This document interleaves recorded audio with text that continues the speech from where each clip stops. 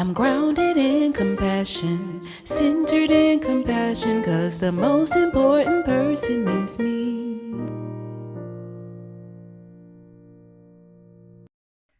Hi, welcome to Real Life, Real Compassion. We got the movie Michael Jackson coming up. Oh, wow. I'm excited because in this Real Life, Real Compassion, we're going to be talking about real stuff that matters in our lives today. This is a space where we talk about the stress, the frustration, the emotional weight we carry, and also the growth, the moments of joy, of motivation, and self awareness, and even the quiet stuff happening within us.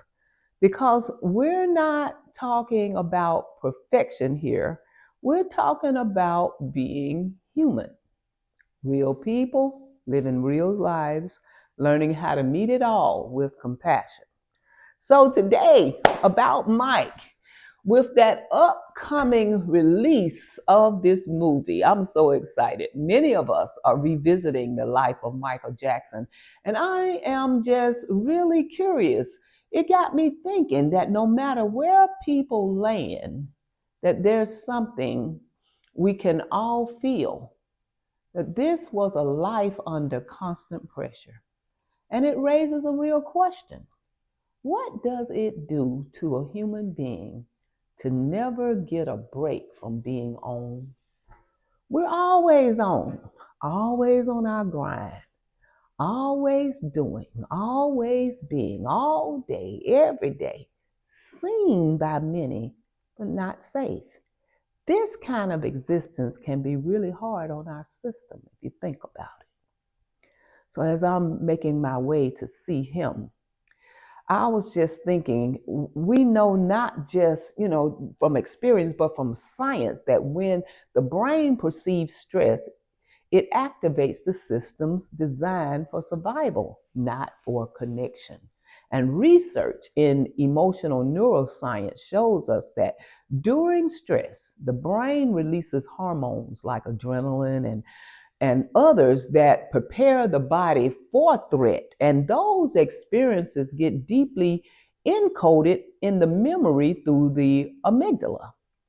That means that the more intense and repeated the pressure, the more the body begins to remember life as something to brace itself against.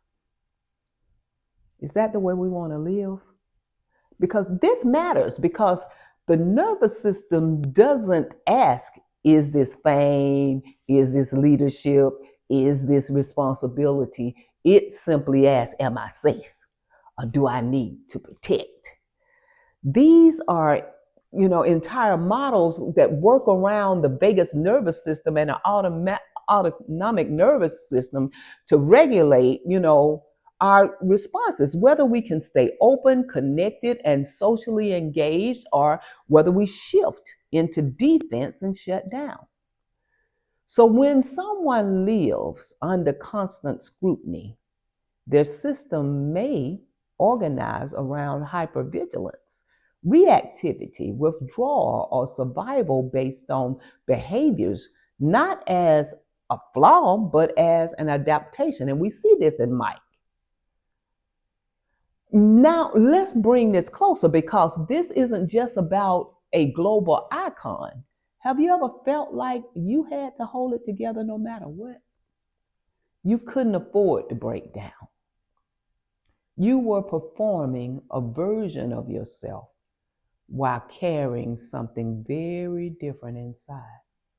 That's not celebrity. That's really chronic stress. Let's think about it this way. Here's what's important. Modern neuroscience and psychology both confirm that our emotional and physical experiences are deeply connected. When emotional processing systems are disrupted or overwhelmed, it doesn't just affect feelings, it impacts decision making, our behavior, and thus our relationships. And in many cases, what we call behavior is actually the body trying to manage what it can't resolve. So this is where, again, what I teach, CBCT, brings us back into alignment. Module 4 teaches self-compassion, and it allows us to meet our pain, meet our circumstances with understanding instead of judgment. And then Module 5 deepens that. We begin to reinterpret our experiences through a lens of shared humanity. So instead of asking, what's wrong with me? We ask, what has my system been trying to carry without support?